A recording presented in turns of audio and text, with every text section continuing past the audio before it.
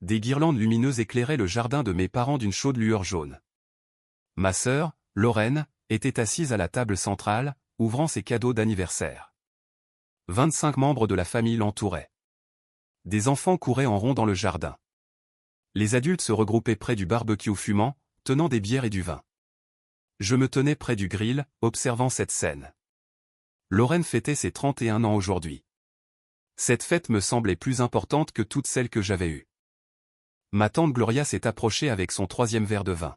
« Marcus, chéri, comment vont les affaires immobilières? Ta mère a dit que tu avais conclu quelque chose d'important. » J'ai posé ma bière sur le rebord du grill. Un bien commercial en centre-ville. 6 mois de travail qui ont finalement payé. Elle a souri. Ce sourire poli que les gens utilisent lorsqu'ils entendent parler d'un succès qu'ils ne comprennent pas, mais qu'ils se sentent obligés de reconnaître. Puis la voix de ma mère a coupé court à tout. Vous savez ce qu'est vraiment un grand succès? Assez fort pour que les conversations proches s'arrêtent. Ma mère, Patricia, s'est levée de sa chaise près de la table de Lorraine, verre de vin à la main, le visage rougi. Avoir une famille, pas de l'argent, comme cette avare ici. Elle m'a pointé du doigt avec sa main libre. Lorraine, elle, a une vraie réussite. 2 beaux enfants, un mari qui l'adore, des priorités qui comptent vraiment. 3 secondes de silence. Puis quelqu'un a ri nerveusement. Ensuite, tout le groupe a suivi, comme si elle venait de raconter la blague la plus drôle du monde. Mon père, Robert, a gloussé depuis sa chaise de jardin. Lorraine a fait un sourire en coin derrière sa main. Son mari, Brad, a secoué la tête, mais n'a rien dit. Mes cousins ont échangé des regards gênés, mais sont restés silencieux. Personne ne m'a défendu, pas une seule personne. Mon visage est resté impassible. J'ai reposé ma bière, marché vers la maison, sans dire un mot. Mon oncle m'a interpellé. « Marcus, où vas-tu ? » « Aux toilettes. » Je suis entré. Les rires m'ont suivi à travers la cuisine. J'ai monté l'escalier vers mon ancienne chambre. C'était la chambre d'amis maintenant. Des affiches de groupes de musique étaient toujours accrochées au mur, datant du lycée. Un trophée d'athlétisme prenait la poussière sur l'étagère. J'entendais la fête par la fenêtre. La musique et les voix se mélangeaient. J'ai attrapé ma veste. Mon téléphone a vibré. Mon père appelait. J'ai refusé l'appel. Je suis descendu doucement. Je me suis arrêté devant le mur de photos de famille dans le couloir. La photo de mariage de Lorraine dominait le centre. Massive, professionnelle, parfaite. Les photos scolaires de ses enfants l'entouraient dans des cadres assortis. Ma photo de remise de diplôme universitaire était dans le coin. Petit cadre, délavé, à peine visible. J'ai attrapé mes clés et je suis sorti. Je suis monté dans ma Tesla et je suis resté assis là, fixant la maison à travers le pare-brise. 30 secondes de silence complet. La musique de la fête résonnait faiblement dans le jardin. J'ai démarré la voiture, mis la marche arrière, et je suis parti. Ce commentaire n'était pas aléatoire. Il était calculé. Laissez-moi vous montrer le schéma. 19 ans, université. Je travaillais 30 heures par semaine à la librairie du campus. Les prêts étudiants couvraient les frais de scolarité. Mon chèque de paie couvrait tout le reste. Diplômé avec mention et 72 000 $ de dette. Contribution des parents, 0, avec des conseils pour se forger un caractère. Lorraine avait 16 ans cette année-là. Les parents ont payé la totalité de ses frais de scolarité dans une université privée 4 ans plus tard. Logement et repas inclus. 140 000 $ au total. Quand j'ai demandé pourquoi, maman a dit que Lorraine avait besoin de plus de soutien parce qu'elle n'était pas aussi indépendante. 23 ans. Premier vrai emploi. Analyste financier à Portland. 62 000 $ par an, j'économisais de manière agressive. Lorraine avait 20 ans. En 3e année, elle a abandonné ses études pour épouser Brad après 8 mois de fréquentation. Les parents lui ont organisé un mariage à 45 000 $, lieu, traiteur, fleurs, photographe, lune de miel au Mexique. Tout était payé. Ils m'ont demandé de prêter 13 000 $ pour le photographe de mariage. La famille est de la famille, m'ont-ils dit. Je n'ai jamais été remboursé. 1 an plus tard, je l'ai mentionné. Maman a dit que garder trace de l'argent au sein de la famille était mesquin. 27 ans. L'entreprise de papa a fait faillite.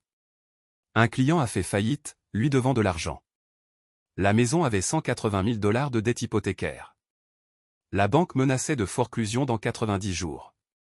Papa m'a appelé un mardi soir. La voix tremblante. J'ai payé 140 000 $ pour le refinancement. Virement bancaire. Le jour même, toutes mes économies avaient disparu. Je l'ai fait documenter légalement.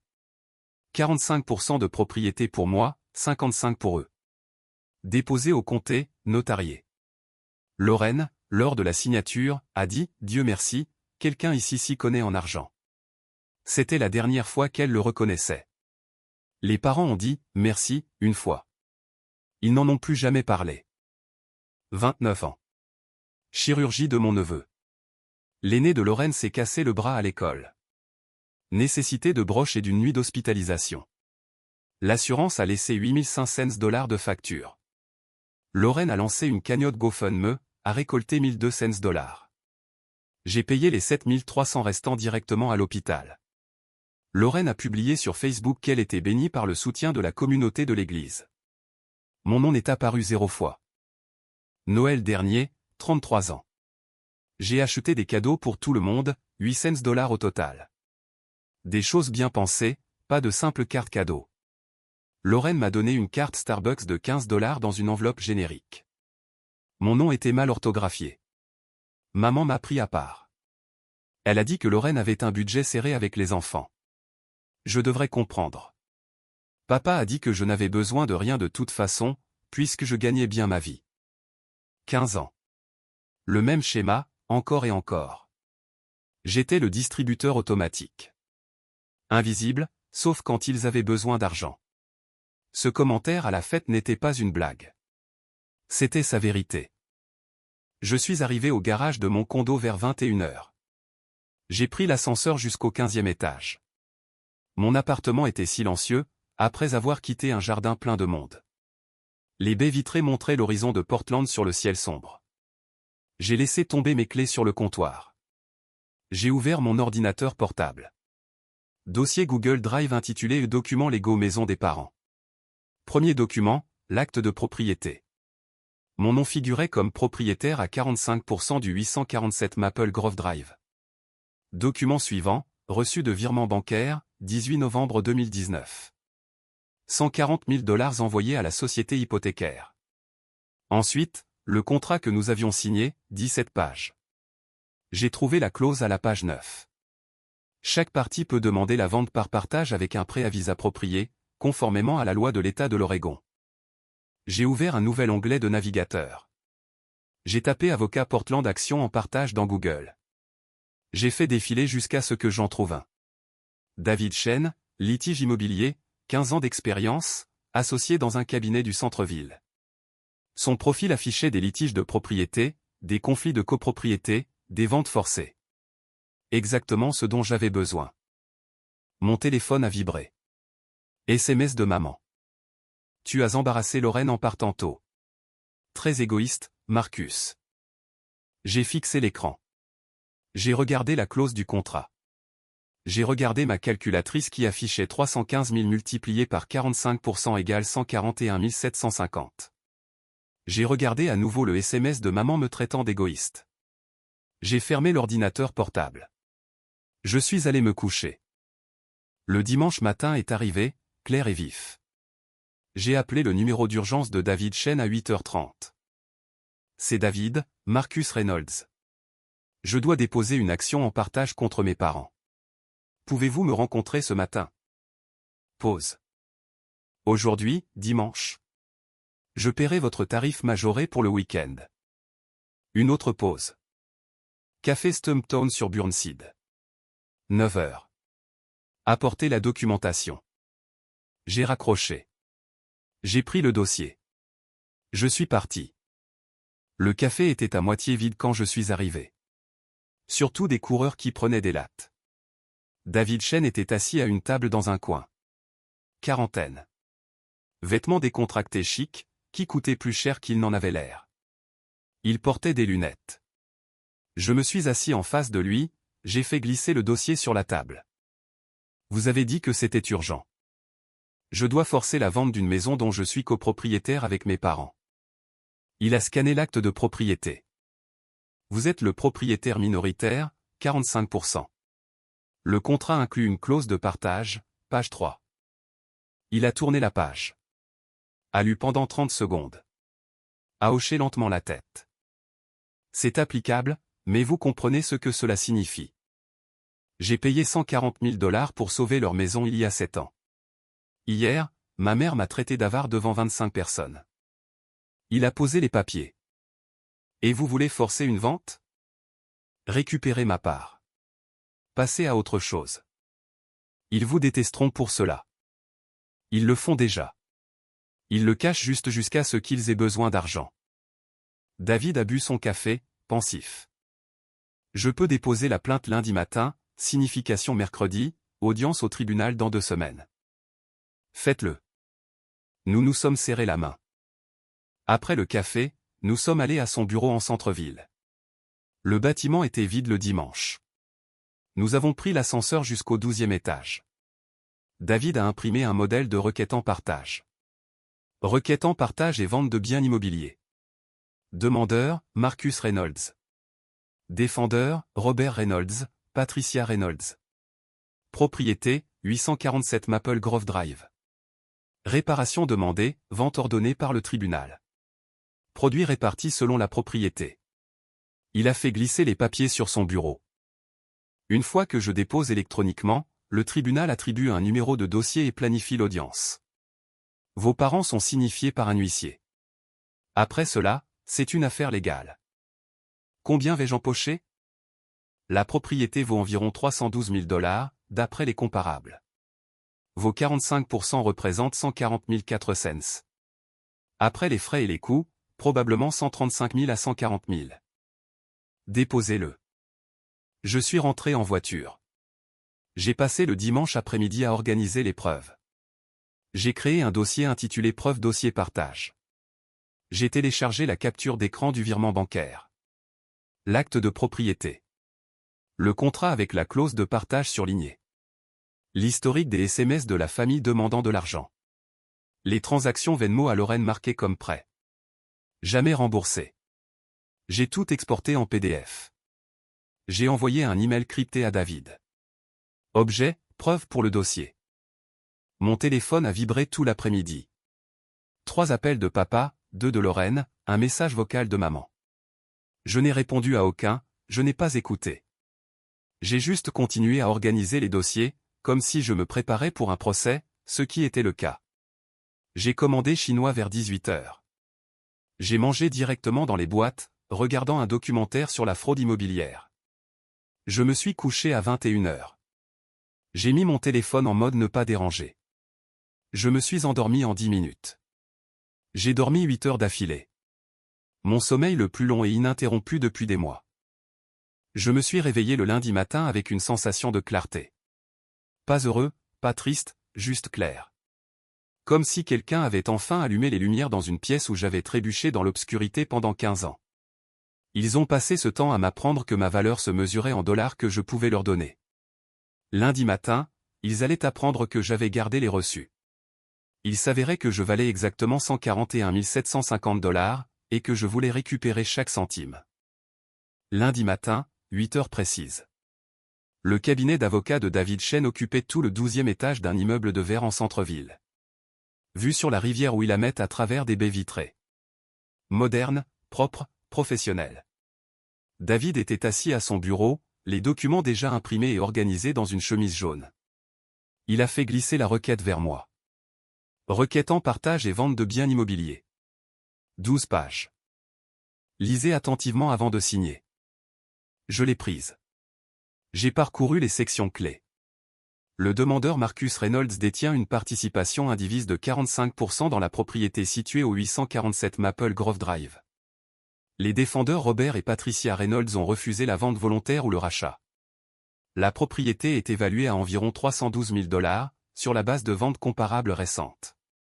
Le demandeur demande la vente par partage ordonnée par le tribunal, avec les produits répartis selon les pourcentages de propriété. J'ai tourné à la page 12. Ligne de signature en bas. David a fait glisser un stylo sur le bureau. Encre noire. J'ai signé mon nom. Main ferme. Aucune hésitation. Une fois que je le dépose électroniquement, cela devient un dossier public. Vos parents seront signifiés mercredi matin par un huissier. Faites-le. David s'est tourné vers son ordinateur, a tapé pendant peut-être 90 secondes, a cliqué sur soumettre. Une notification par email a retenti sur son écran. Numéro de dossier CV 202 612 847 déposé avec succès. Signification prévue pour le mercredi 4 février. Il m'a regardé. C'est fait. Il n'y a plus de retour en arrière. Bien. J'ai quitté son bureau et je suis allé directement au travail, comme n'importe quel autre lundi.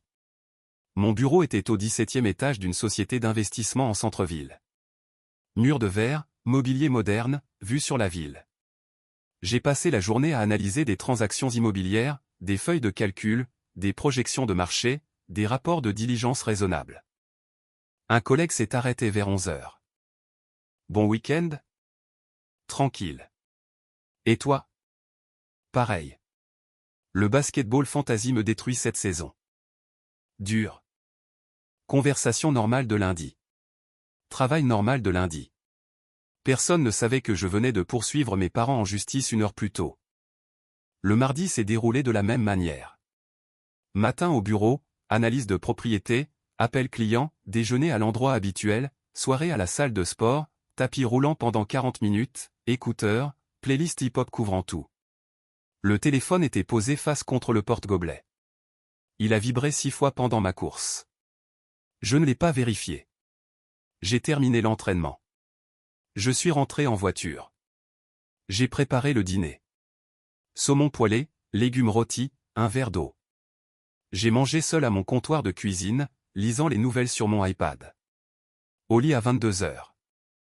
Le mercredi après-midi, tout a changé. J'étais assis dans la salle de conférence pour la réunion d'examen trimestriel. Présentation à l'écran montrant les objectifs d'acquisition de propriété pour le prochain trimestre. Mon téléphone, posé face contre table, a commencé à vibrer vers 14h30.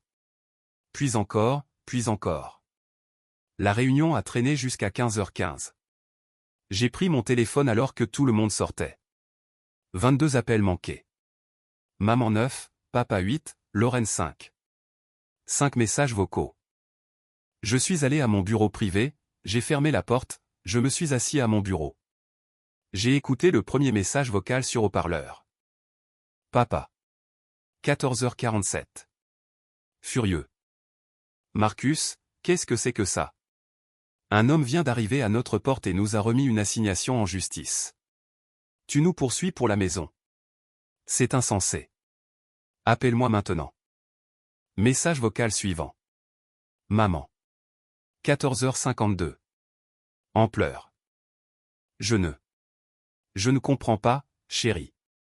Le papier dit que tu veux nous forcer à vendre notre maison. C'est ici que nous vivons. Rappelle-moi, s'il te plaît, s'il te plaît. Suivant. Lorraine. 15h01. Hurlant. T'es sérieux, là? Tu vas mettre maman et papa à la rue parce qu'elle t'a traité d'avare?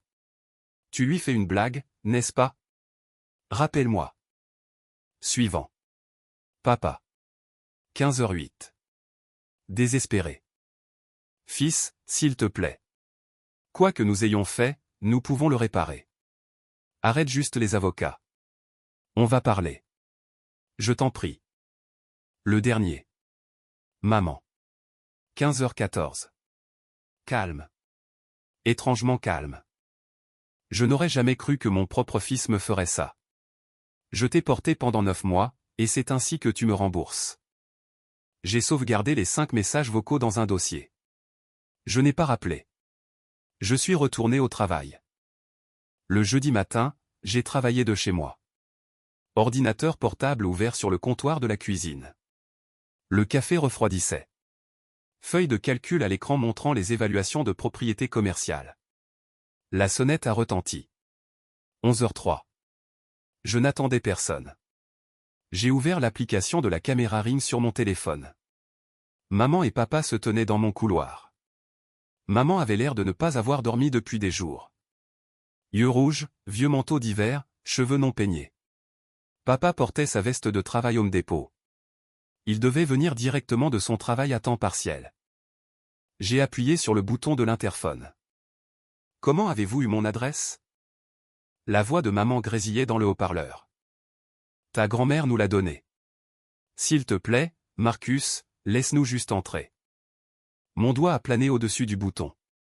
5 secondes de silence. 5 minutes. J'ai déverrouillé. J'ai ouvert ma porte et j'ai attendu. J'ai entendu la sonnerie de l'ascenseur. Des pas dans le couloir. Ils sont entrés lentement, regardant autour d'eux comme s'ils n'avaient jamais vu mon appartement, ce qui était le cas. Je ne les avais jamais invités. Maman s'est assise sur le bord de mon canapé. Papa se tenait près de la fenêtre, fixant la vue sur la ville. Je suis resté dans la cuisine, les bras croisés. Je n'ai pas offert de café. Papa a parlé le premier. C'est un bel endroit. Vous n'avez pas conduit 45 minutes pour complimenter mon condo. La voix de maman tremblait. Pourquoi nous fais-tu ça?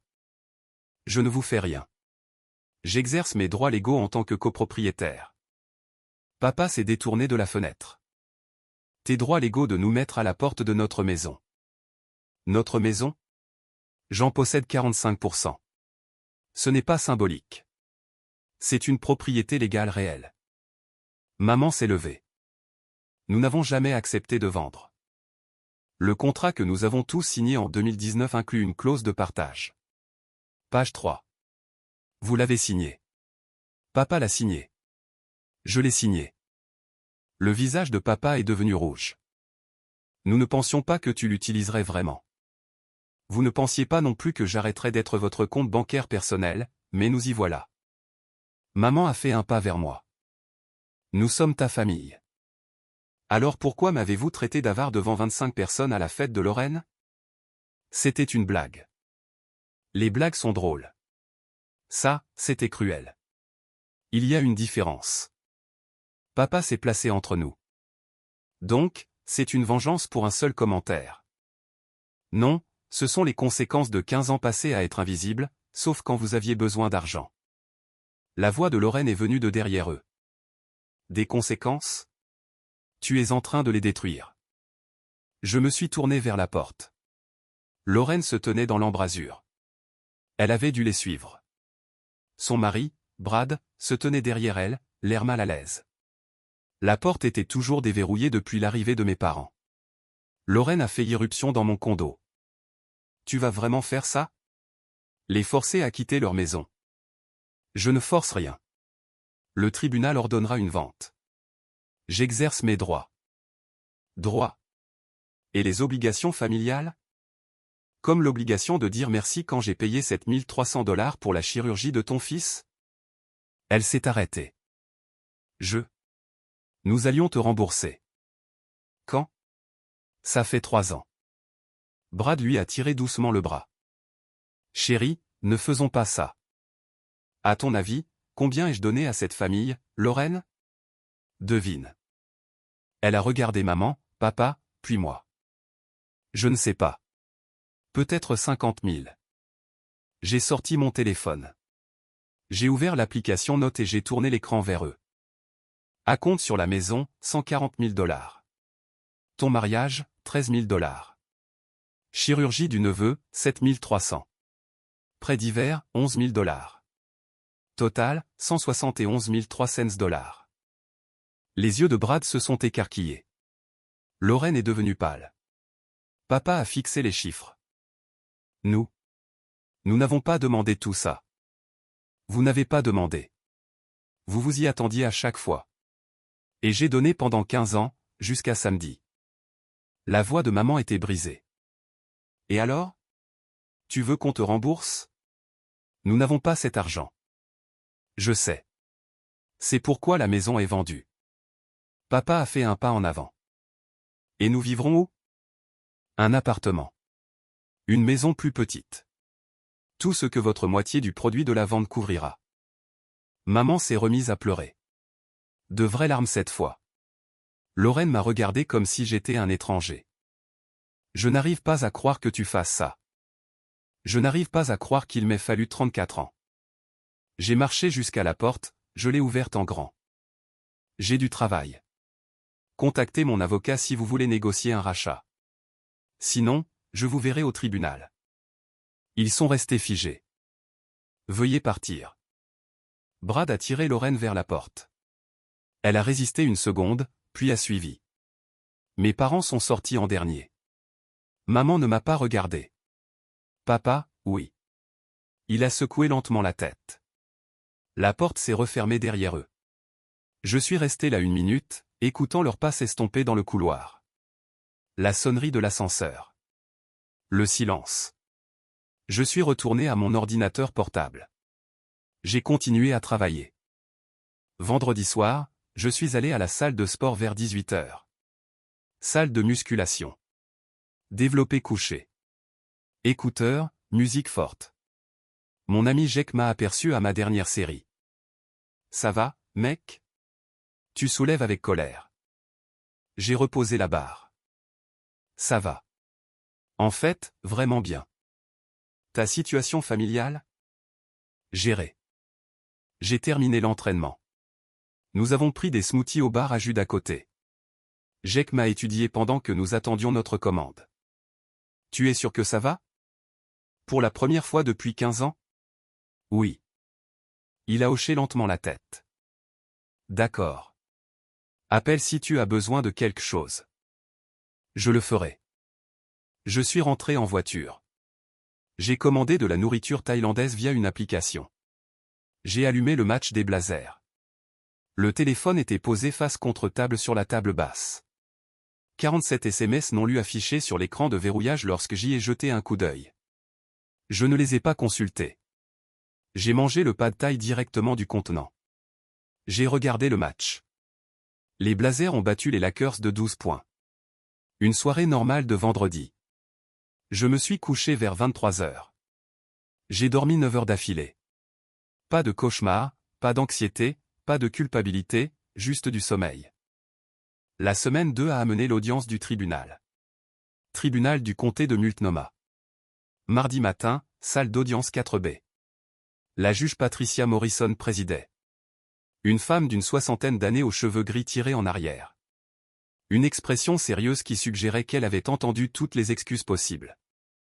Je me suis assis à la table du plaignant avec David Chen. Costume propre. Expression calme, dossier ouvert devant lui avec nos documents de l'affaire. Mes parents étaient assis à la table de la défense avec leur avocat. Un costume bon marché, il avait l'air commis d'office. Un jeune homme qui avait probablement tiré ce dossier d'une pile la veille. Lorraine était assise dans la galerie derrière eux. Les bras croisés. Regard noir visant l'arrière de ma tête. L'audience a duré 45 minutes. L'avocat de mes parents s'est levé en premier. Votre honneur, forcer la vente de la résidence principale de mes clients causera des difficultés excessives. Ils sont âgés, vivent de revenus fixes. La juge Morrison l'a coupé. L'excès de rigueur n'est pas un motif suffisant pour annuler une clause de partage valide dans un contrat légal. L'avocat a réessayé. Ils ont 62 et 59 ans, votre honneur. Âge de la retraite. Moyens limités pour déménager. David s'est levé. Votre honneur, 62 et 59 ans, ce n'est pas vraiment un âge avancé, et leur revenu fixe inclut la plus-value de l'investissement de 140 000 $ de mon client qui a sauvé cette propriété de la forclusion il y a 7 ans. La juge Morrison a feuilleté le contrat que nous avions soumis. Elle a lu pendant peut-être 2 minutes. Silence complet dans la salle d'audience. Elle a levé les yeux. Cette clause de partage est claire et applicable. Le plaignant a qualité pour agir. Elle a posé les papiers. J'ordonne une évaluation de la propriété dans les 10 jours. Les défendeurs auront 30 jours à compter de la date de l'évaluation pour racheter la part du plaignant à la valeur estimée.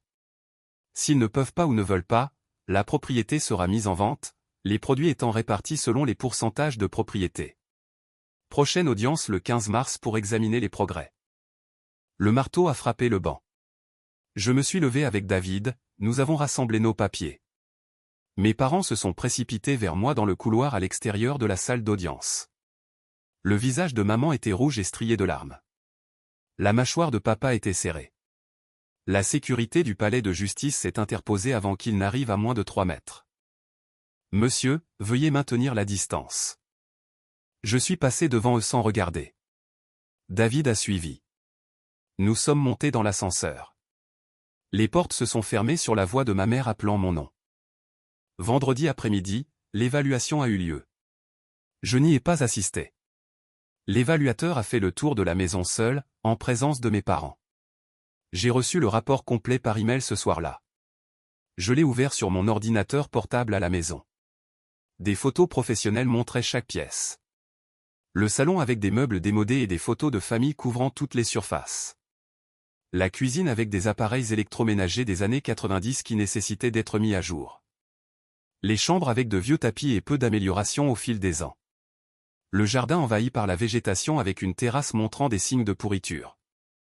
Valeur estimée, 312 000 $. Mais 45%, 140 400 $. 3 ventes comparables jointes. Maison récente dans le même quartier. Surface habitable similaire. Les chiffres soutenaient l'évaluation. Note sur l'état en bas, la propriété est fonctionnelle mais datée. Entretien différé visible partout. La cuisine et les salles de bain bénéficieraient d'une modernisation. Un email de David est arrivé 1 heure plus tard. Leur avocat a offert 85 000 $ comme règlement. J'ai refusé selon vos instructions.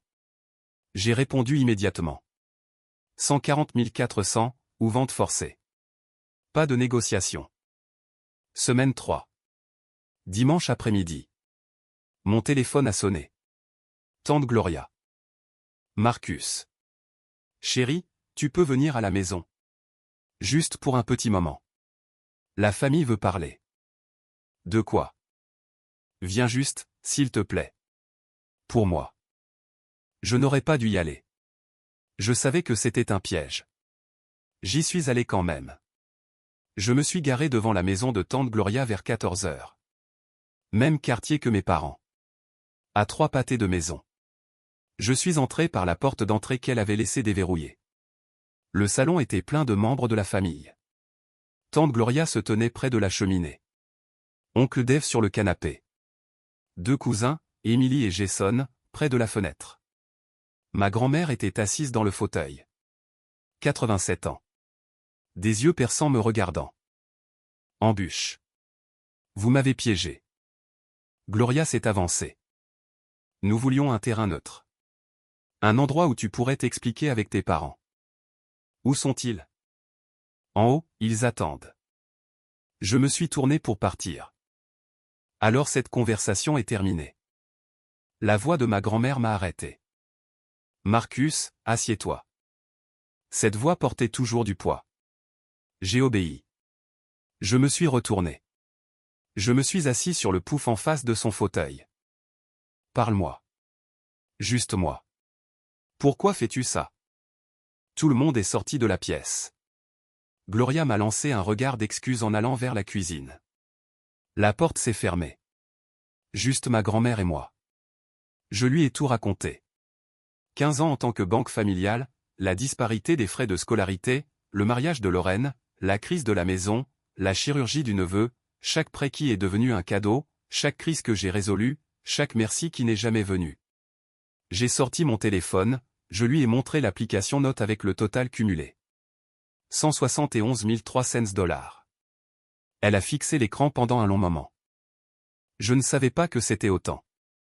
Personne ne le savait parce que je ne me plaignais jamais, je continuais juste à donner. Ta mère t'aime, Marcus.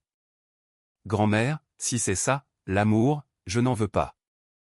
Elle s'est penchée et m'a tapoté la main. La sienne était mince et fragile. Et si je te demandais de leur pardonner? Je dirais non, respectueusement. Longue pause. J'entendais des voix dans la cuisine. Murmure bas. Probablement la famille en train de discuter de moi.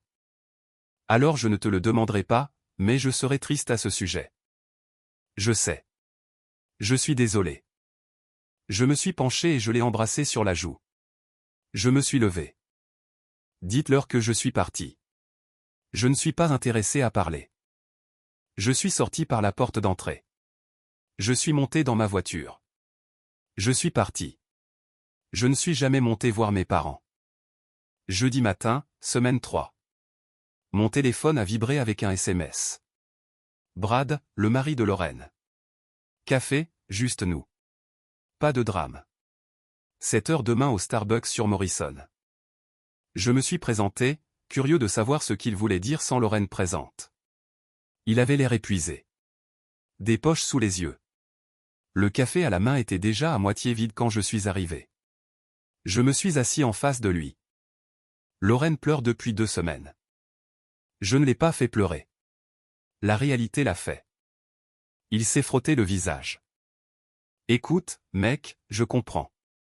Sa famille est compliquée. C'est diplomatique. Puis-je être honnête, s'il te plaît? Je gère le fait que tes parents gâtent Lorraine depuis 9 ans. C'est épuisant. Mais les forcer à vendre leur maison, c'est dur. Le tribunal applique un contrat qu'ils ont signé. Je ne force rien. Sémantique. Je me suis penché en avant. Tu veux savoir la vraie raison? Oui. Pendant 15 ans, j'ai mesuré ma valeur à l'aune de ce que je pouvais leur donner. Ce n'était jamais assez. J'ai payé l'université de ta femme, son mariage, la chirurgie de ton fils. Samedi soir, ma mère m'a traité d'avare devant 25 personnes. Elle a réduit tout ce que j'ai construit à de l'avarice. Brad est resté silencieux. Alors oui, je prends ma part. Elle est à moi légalement, et j'ai besoin qu'ils comprennent que je ne suis plus leur filet de sécurité. Il a fixé sa tasse de café. Et s'ils doivent emménager chez nous? Je me suis levé, j'ai laissé de l'argent sur la table. Alors tu comprendras ce que j'ai géré toute ma vie. Je suis sorti. Lundi matin, semaine 4. David a appelé. Le délai de rachat de 30 jours est passé. Le juge a ordonné l'inscription. Quand sera-t-elle en ligne? Vendredi. D'accord. J'ai raccroché. Vendredi matin. L'alerte MLS, Multiple Listing Service, a atterri dans ma boîte de réception. Nouvelle annonce. 847 Maple Grove Drive, 312 000 $. Je l'ai ouverte sur mon téléphone. Des photos professionnelles montraient des pièces vides. Mes parents avaient retiré les meubles et les objets personnels pour mieux la présenter. 4 chambres, 2 salles de bain et demi, 210 mètres carrés. La description incluait les mots vendeur motivé et vente ordonnée par le tribunal. Les visites commençaient samedi. 14 rendez-vous déjà prévus. Samedi après-midi, je suis passé devant la maison sans l'avoir prévu. J'étais juste dans le quartier. C'est ce que je me suis dit. La voiture de l'agent immobilier était dans l'allée. Panneau maison ouverte sur la pelouse. Des ballons attachés à la boîte aux lettres. Un jeune couple sortait en parlant à l'agent. Souriant. Pointant du doigt le toit. J'ai continué à conduire. Je ne me suis pas arrêté. Je n'ai pas ralenti. Je ne me sentais pas victorieux. Je me sentais juste terminé. Samedi soir, j'ai reçu un SMS de David. 14 groupes ont visité la propriété aujourd'hui. 3 offres déjà soumises. Toutes au-dessus du prix demandé, surenchère probable. J'ai fixé le message, j'ai répondu par un mot. Bien. Dimanche soir. Assis sur mon canapé avec la télévision allumée. Les nouvelles en arrière-plan. Je ne regardais pas vraiment. J'ai pensé à mes parents quelque part dans cette maison en train de faire des cartons. Lorraine probablement là, en train d'aider. Brad chargeant des affaires dans leur camion. J'ai pensé au couple que j'avais vu quitter la journée portes ouvertes. Jeunes, excités, commençant leur vie ensemble. J'ai pensé au marché décidant de la valeur de 30 ans de vie de mes parents. 312 000 $. Ma part serait de 140 400. Après la clôture de la vente, leur part serait de 171 600. Toujours plus que ce qu'ils ne m'avaient jamais donné en gratitude. Le marché se fichait de mon drame familial. Il se fichait de mes 15 ans en tant que distributeur automatique. Il se fichait des insultes d'anniversaire, des prêts impayés, ou des sœurs qui obtenaient tout pendant que les frères obtenaient des dettes. Le marché se souciait de la superficie, des districts scolaires, des ventes comparables. Froid, mathématique, juste. Mes parents ont passé 3 décennies à construire une vie sur de l'argent emprunté et mon portefeuille. Maintenant, des étrangers avec des lettres de préapprobation décidaient si la cuisine valait la peine d'être mise à jour et si le jardin avait de bons fondements. Il s'avérait que leur vie valait 312 000 $. J'étais sur le point d'obtenir ma part. Enfin. Semaine 7. Mardi après-midi. Salle de conférence de la compagnie de Titran Centre-Ville. Espace d'entreprise stérile avec de fausses plantes et de l'art motivationnel sur des murs beiges. L'offre gagnante a été conclue à 319 500 $. La surenchère a poussé le prix à 7 000 au-dessus du prix demandé. Mon bénéfice net après les frais légaux et les frais de clôture, 142 380 $. Leur bénéfice net, 175 120 $. Je suis arrivé à l'heure, en costume professionnel. Mes parents sont arrivés 15 minutes en retard. Maman dans une vieille robe qui semblait avoir été tirée du fond de son placard. Papa dans un veston mal ajusté, probablement emprunté à quelqu'un. Lorraine et Brad sont venus pour un soutien moral. Ils étaient assis sur des chaises le long du mur. L'agent immobilier nous a guidés à travers les formalités. Une pile de documents d'1 pouce d'épaisseur. La signature a pris 1 heure. Personne n'a parlé, sauf lorsque l'agent posait des questions et pointait les lignes de signature. Juste des bruits de pages qui tournent, de stylos qui grattent et l'horloge au mur qui tic-tac. Page après page. Paraphé ici. Signé là. Daté ceci. L'agent a finalement rassemblé tout en piles soignées. Les fonds seront virés demain matin à toutes les parties. Félicitations pour la clôture. Personne ne se sentait félicité. Je me suis levé, j'ai fait un signe de tête à l'agent. Merci. J'ai marché vers la porte sans regarder personne. J'ai atteint ma voiture sur le parking. Clé à la main. La voix de papa est venue de derrière. Marcus, attends. Je me suis arrêté. Je ne me suis pas retourné. Ça en valait la peine? Je me suis tourné pour lui faire face. Oui. Son visage semblait plus vieux d'une certaine manière. Fatigué. Étaient-ce tes parents? Vous êtes mes anciens copropriétaires. Je viens de toucher ma part. Je suis monté dans la voiture, j'ai démarré le moteur, je suis parti.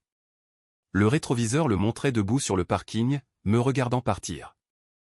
Le lendemain matin, mercredi, j'étais assis à mon comptoir de cuisine avec un café. J'ai ouvert l'application bancaire sur mon téléphone. Notification en haut. Virement reçu, 142 380 $. J'ai fixé le nombre pendant 1 minute entière. Je ne me sentais pas heureux. Je ne me sentais pas triste. Juste résolu. J'ai transféré 140 000 $ sur mon compte d'investissement. Fonds indiciels. Croissance à long terme. Je l'ai laissé travailler pour moi au lieu d'eux. J'ai gardé 2380 en chèque. J'ai fini mon café. Je suis allé travailler. Mercredi normal. 2 mois plus tard, j'ai croisé mon ami Jake à la salle de sport. Je ne l'avais pas vu depuis quelques semaines. Il m'a repéré au développé couché. Comment va ta situation familiale? J'ai reposé la barre. Terminé. La maison a été vendue il y a 2 mois. Et rien. Ils ont eu leur argent. J'ai eu le mien. On ne se parle pas. Ça te va? Oui, en fait. Il a étudié mon visage comme s'il cherchait des failles. Aucun regret? Pas un seul? Il a hoché la tête et nous sommes passés à la série suivante. Plus tard cette semaine-là, j'ai reçu un SMS de ma grand-mère. Une mise à jour sur mes parents que je n'avais pas demandé. Ils avaient déménagé dans un appartement de 2 chambres de l'autre côté de la ville. 1900 $ de loyer par mois. Papa est sorti de sa retraite pour travailler à temps partiel chez Home Depot. Maman faisait de la comptabilité à domicile pour de petites entreprises. Un endroit plus petit. Un budget plus serré. Des conséquences réelles. Lorraine n'aidait pas financièrement. Apparemment, ils avaient leurs propres enfants à gérer. J'ai lu le SMS 2 fois. Je n'ai pas répondu. Je l'ai archivé. Je suis retourné à ce que je faisais. 6 mois après la clôture de la vente. Dimanche après-midi, à Whole Foods, je faisais mes courses. Section des légumes, comparant les prix des poivrons. J'ai tourné au coin avec mon chariot, j'ai gelé. Lorraine se tenait à 3 mètres, tenant des bananes biologiques. Nous nous sommes vus au même moment. 3 secondes de contact visuel. J'ai hoché la tête une fois, j'ai continué à marcher. Marcus, attends. Je me suis arrêté. Je me suis retourné. Comment vas-tu? Bien. Et toi? On va bien. Les enfants vont bien. Silence gêné. D'autres acheteurs se déplaçaient autour de nous. Musique du magasin jouant en fond. Maman demande de tes nouvelles. J'en suis sûr. Elle a déplacé les bananes d'une main à l'autre. Tu nous détestes? Non. Alors pourquoi tu ne nous parles pas? Parce que je n'en ai pas besoin. Il y a une différence. Son visage s'est crispé. Nous sommes toujours ta famille. Biologiquement, oui. C'est froid, Marcus. Non. Froid, c'était de rire quand maman m'a traité d'avare devant 25 personnes. Ça, c'est juste honnête. J'ai poussé mon chariot devant elle dans l'allée. Je n'ai pas regardé en arrière. Je l'ai entendu dire autre chose, mais j'ai continué à marcher. J'ai payé. J'ai chargé les courses dans ma voiture. Je suis rentré en voiture. Dimanche matin, 6 mois après la vente. J'étais sur mon balcon avec mon café. Matin de printemps, ciel clair, l'horizon de Portland s'étendant en contrebas. Le téléphone était posé sur la petite table. Face vers le haut, pas de notification. Un SMS est arrivé de Jack. Brunch à 11h. J'ai répondu. Je suis partant. J'ai posé le téléphone. J'ai pris une gorgée de café. Je me suis assis sur la chaise. Les pieds sur la balustrade. La ville se réveillait en contrebas. Des voitures dans les rues. Des gens qui commençaient leur journée. Dimanche normal, vie normale, paix. Les gens demandent si je regrette. Habituellement des gens qui n'ont jamais été le distributeur automatique de leur famille. Qui n'ont jamais passé 15 ans à être invisibles, sauf quand quelqu'un avait besoin d'argent. Ils disent des choses comme « mais ce sont tes parents » ou « la famille, c'est pour toujours ». Comme si ces phrases résolvaient tout. Je leur dis que j'ai valorisé ma famille pendant 34 ans à 171 300 $. Ils m'ont valorisé à $0 et une insulte publique à une fête d'anniversaire. Le calcul n'était pas difficile. Partir non plus. Ma mère a dit qu'un grand succès était d'avoir une famille, et non de l'argent. Elle se trompait là-dessus, de la même manière qu'elle se trompait en me traitant d'avare. Je n'ai pas choisi l'argent plutôt que la famille. J'ai choisi moi-même. L'argent n'était que la preuve que j'avais assez payé. Certaines personnes mesurent le succès en photos de famille, en dîner du dimanche et en réunion de vacances où tout le monde fait semblant de s'aimer. Je le mesure en silence. Pas d'appel à minuit pour un loyer en retard. Pas de SMS demandant des prêts qui deviennent des cadeaux. Aucune attente de résoudre chaque crise qu'ils ont créée. Personne ne rit quand quelqu'un me traite d'avare parce que j'ai travaillé dur et construit quelque chose. Juste le silence, le choix, et les matins sur mon balcon avec un café et une vue sur la ville. Cela vaut plus que 142 380 $. C'est inestimable.